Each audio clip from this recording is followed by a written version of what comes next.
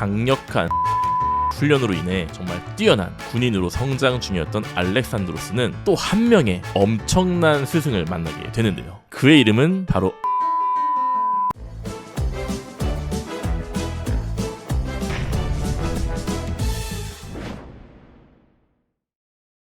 안녕하세요. 쉽지만 깊이 있게 과학관 세계사의 춘닥터입니다. 자, 역사를 들여다보게 되면 정말 수많은 뛰어난 인물들이 등장을 하게 됩니다. 그런데 그 중에서도 특별히 더 유명세를 타는 그런 인물들이 있는데요. 그들이 누구냐고요? 바로 위대한 정복자라고 불리우며 정말 드넓은 대지와 수많은 나라들을 정복했던 왕과 군주 그리고 황제들이었습니다. 그리고 오늘은 그 위대한 정복자 중에서도 정말 원조격이라 불리우며 수많은 왕과 황제들의 롤모델이 되었던 한 영웅에 대한 이야기를 해볼까 합니다. 궁금하시지 않으신가요? 자, 전쟁의 신이라고 불렸던 알렉산더 대왕의 첫 번째 이야기 바로 시작하겠습니다. 사실 알렉산더 대왕은 영어식 표기인데요. 본토인 그리스식으로는 알렉산드로스 3세가 정식 명칭이라고 할 수 있습니다. 모든 영웅들의 탄생에는 그를 뒷받침하는 성장기가 존재하기 마련이죠. 훗날 위대한 정복자가 되는 이 알렉산드로스의 뒤에도 그를 정말 철저하게 교육시켰던 아버지의 존재가 있었습니다. 그리고 그 아버지의 이름은 바로 필리포스 2세. 당시 그리스 지역의 전방에 있던 작은 나라였던 이 마케도니아라는 왕국을 그리스 전체를 지배하는 큰 나라로 성장시켰던 정말 뛰어난 명군이었어요. 나의 뒤를 이을 아들에게는 좀 더 특별한 교육을 선물해야겠군. 문무를 겸비한 뛰어난 왕이 되기 위해서는 육체 단련과 학문적 수련 둘 다 잡아야 하겠지. 뛰어난 왕이라면 머리도 좋아야 하고 또 싸움도 잘해야 한다고 생각했던 필리포스 2세는 먼저 알렉산드로스의 군사 훈련을 위해 한 인물을 초빙하게 됩니다. 그의 이름은 레오니다스. 지옥 훈련으로 유명한 스파르타 출신의 교관이었죠. 알렉산드로스 왕자님, 저는 레오니다스 교관입니다. 오늘부터 스파르타의 지옥 훈련을 시작하겠습니다. 왕자님뿐 아니라 귀족 자제분들도 함께 하실 것입니다. 극한의 훈련을 받아들일 마음에 준비는 되셨습니까? 알렉산드로스는 자신있게 대답합니다. 물론이지. 최강의 군사와 지옥 훈련으로 유명한 스파르타식 교육이라 오히려 나는 설레는걸? 이렇게 해서 왕자였던 알렉산드로스는 젊은 귀족 자제들과 함께 청년 시절을 극한의 훈련으로 유명한 스파르타식 지옥 훈련으로 매진하게 되었습니다. 그리고 이때 청년기에 함께 훈련을 받았던 귀족 자제들 역시 훗날 알렉산드로스의 곁을 지키는 정말 뛰어난 장군들로 함께 성장을 하게 되는 것으로 알려져 있어요. 강력한 스파르타식 훈련으로 인해 정말 뛰어난 군인으로 성장 중이었던 알렉산드로스는 또 한 명의 엄청난 스승을 만나게 되는데요. 그의 이름은 바로 아리스토텔레스. 토익 위대한 그리스 철학자 3인방이라고 불리우는 그 3명 중에 한 명인 사람이었습니다. 참고로 그리스의 위대한 철학자 3인방이라 하면 첫 번째가 바로 그 유명한 4대 성인 중에 속하는 소크라테스고요. 두 번째는 바로 그 소크라테스의 수제자로 알려져 있는 국가론이라는 책으로 유명한 플라톤. 그리고 마지막 세 번째가 바로 그 플라톤의 수제자였던 아리스토텔레스라고 알고 계시면 될 것 같습니다. 알렉산드로스 왕자님, 세상의 모든 만물과 현상을 탐구하십시오. 이 작은 그리스에 갇히지 마시고 세상을 향해 뻗어나가십시오. 우리의 인생은 낭비하기엔 너무나도 짧습니다. 스승 아리스토텔레스여, 명심하겠네. 나는 당신의 가르침에 따라 세상의 모든 것을 이해하고 배우기 위해 힘쓰겠어. 그리고 더 나아가 이 세상을 정복하고 통합하는 위대한 왕이 되고 말 거야. 이렇게 해서 알렉산드로스는 정말 이 스폰지처럼 모든 것을 흡수하기 딱 좋은 고등학생 나이에 당대 최고의 지성으로 알려진 아리스토텔레스로부터 가르침을 받게 되는 것이죠. 그리고 훗날 이러한 가르침은 알렉산드로스가 단지 무식하게 싸움만 잘하는 그런 왕이 되지 않고 똑똑한 지성도 함께 갖췄던 그런 위대한 정복자로 발돋움하는데 큰 밑거름이 됩니다. 결국 자신의 아들인 알렉산드로스가 문무를 겸비한 그런 뛰어난 왕으로 성장하기를 바랬던 아버지 필리포스의 바람은 결실을 맺게 되는 것이죠.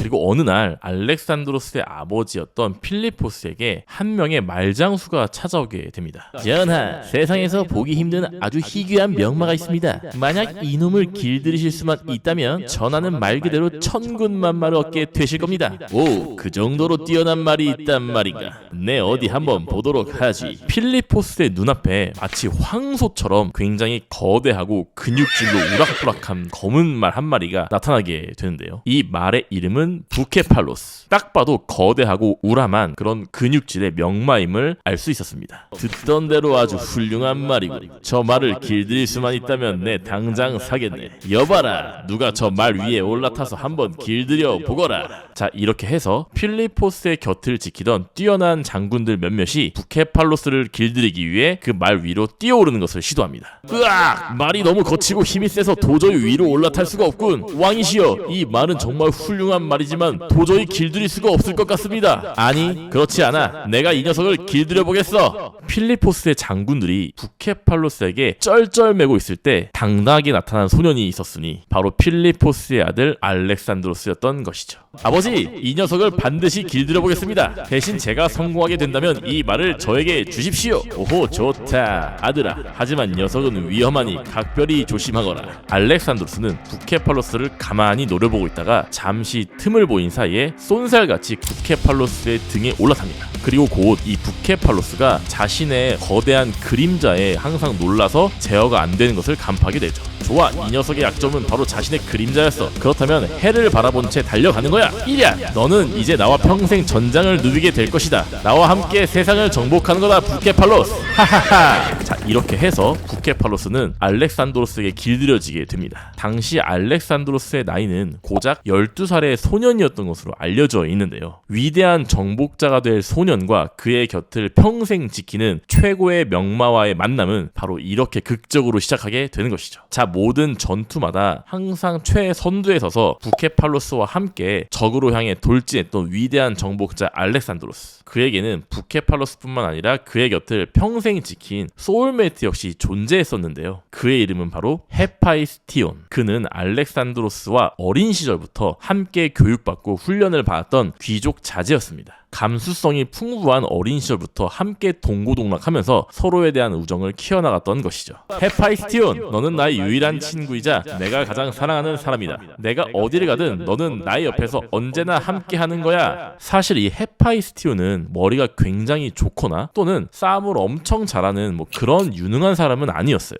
하지만 아무도 이루지 못한 그런 미지의 영역인 위대한 정복자의 길은 사실 알렉산드로스에게 있어서도 굉장히 고독하고 외로운 길이었을 겁니다. 그렇기 때문에 이런 고독한 길을 홀로 걷던 알렉산드로스에게 그의 곁을 지키면서 영원한 동반자가 되어주었던 헤파이스티온의 존재는 알렉산드로스에게 굉장히 큰 힘이 되었다고 알려져 있어요. 사실 이 둘은 같은 남자였기 때문에 친구 관계였을 수도 있겠지만 친구 관계를 넘어선 연인 관계로도 알려져 있는데요. 당시 고대 그리스 같은 경우에는 이런 동성애의 문화가 상당히 개방적이었기 때문에 이 둘의 관계가 아주 특별하고 이상한 관계는 아니었다고 그렇게 알려져 있습니다. 어쨌든 나중에 역사의 결과를 보면 이 헤파이스티온이 알렉산드로스보다 먼저 죽게 되거든요. 헤파이스티온의 죽음을 알게 된 알렉산드로스는 너무 큰 충격을 받아서 정말 이 식음을 전폐한 것으로 알려져 있을 정도예요. 그만큼 이 둘의 관계는 굉장히 각별했던 것이고 고독한 길을 걸었던 알렉산드로스에게 이 헤파이스티온이라는 존재는 굉장히 큰 의지가 되었던 것이죠. 자, 이렇게 해서 정말 전설같이 여겨지는 이 알렉산드로스, 위대한 정복자에게는 하나의 뛰어난 명마인 부케팔로스와 또 그의 곁을 평생 지켰던 친구이자 연인 헤파이스티온, 이 두 존재가 굉장히 지금까지도 유명한 일화로 남겨져 있습니다.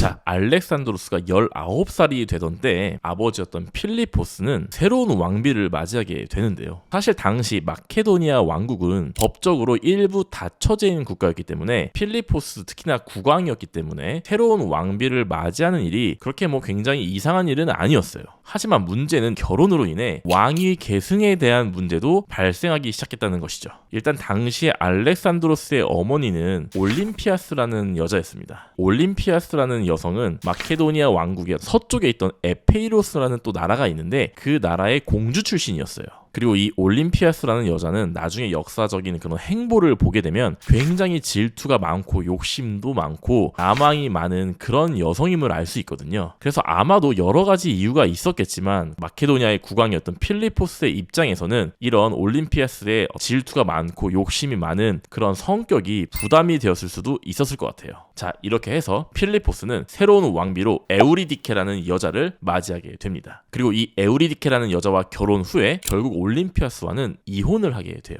당연히 올림피아스의 친아들이었던 알렉산드로스는 이 이혼을 반대했겠죠. 아버지, 새로운 여자와 결혼을 하는 것은 있을 수 있습니다만 굳이 나의 어머니와 이혼까지 할 이유가 있습니까? 너의 어머니인 올림피아스는 너무 질투가 많고 드세다. 여러 가지 이유가 복합적으로 있으니 알렉산드로스, 너는 일단 기다려 보거라. 하지만 이 알렉산드로스와 필리포스, 이 부자 간의 갈등은 여기서 그치지 않았죠. 필리포스가 에우리디케란 여자와 결혼을 하는 그 행사의 연회에 결국 알렉산드로스도 함께 참석을 하게 되는데요. 당시 그 연회에 참석했던 또 한 명의 인물이 있었습니다. 바로 아탈로스라는 그런 인물인데, 이 사람은 필리포스의 오랜 친구로 알려져 있고 새로 결혼하게 된 왕비인 에우리디케의 삼촌으로도 알려져 있던 그런 인물이에요. 당연히 이 필리포스가 에우리디케와 결혼함으로써 아탈로스라는 인물은 굉장히 정치적인 실세로 떠오르게 되었겠죠. 자, 연회가 시작되고 모두가 술에 취한 사이 이 아탈로스가 술에 취한 상태로 선을 넘는 발언을 하게 됩니다. 오늘은 정말 기쁜 날입니다. 신들께서 우리 마케도니아 왕국에 제대로 된 후계자를 허락해 주시길 기도합시다. 하하하. 자, 이것은 새로운 왕비인 에우리디케가 아이를 낳으면 이 아이가 마케도니아 왕국의 후계자가 되자, 뭐 이런 뜻의 발언이나 마찬가지인 발언이었던 것이죠. 이 발언을 들은 함께 연회에 참석했던 알렉산드로스는 참지 못하고 그 자리에서 벌떡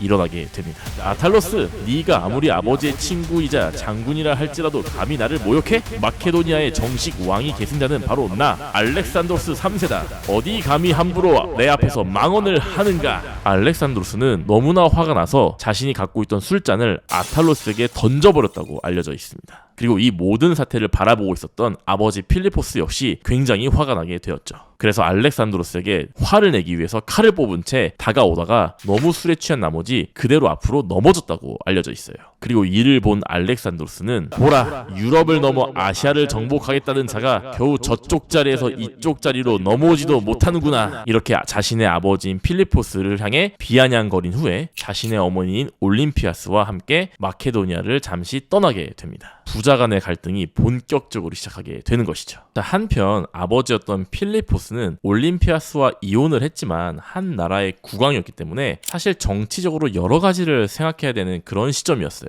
왜냐하면 이혼했던 그 전처인 올림피아스가 아까 잠시 말했듯이 에페이로스라는 나라의 공주였다고 했었죠. 근데 이 마케도니아는 이 에페이로스라는 나라와 국경을 접해 있고 동맹국인 상태였습니다. 그래서 사실 필리포스가 갑자기 올림피아스와 이혼을 하게 되면 에페이로스라는 나라의 공주였기 때문에 당연히 이 두 나라와의 관계가 어느 정도 서먹서먹해지거나 좀 틀어질 수 있는 그런 일이었잖아요. 그렇기 때문에 필리포스는 이런 올림피아스와의 이혼을 만회하기 위해 자신의 딸과 에페이로스의 국왕을 다시 결혼시키는 그런 행사를 시도하게 됩니다. 그리고 그 결혼식은 결국 성사가 되게 되고 필리포스 역시 그 결혼식에 참석을 하게 되죠. 결혼식을 무사히 마치게 되고 기쁜 마음에 술에 취한 필리포스는 그 다음 행사였던 극장으로 이동을 하게 됩니다. 오늘은 정말 기쁜 날이로구나. 하하하. 이로써 에페이로스와 우리 마케도니아는 영원한 동맹국이 될 것이야. 그때 한 남자가 필리포스 앞에 불쑥 나타나게 됩니다.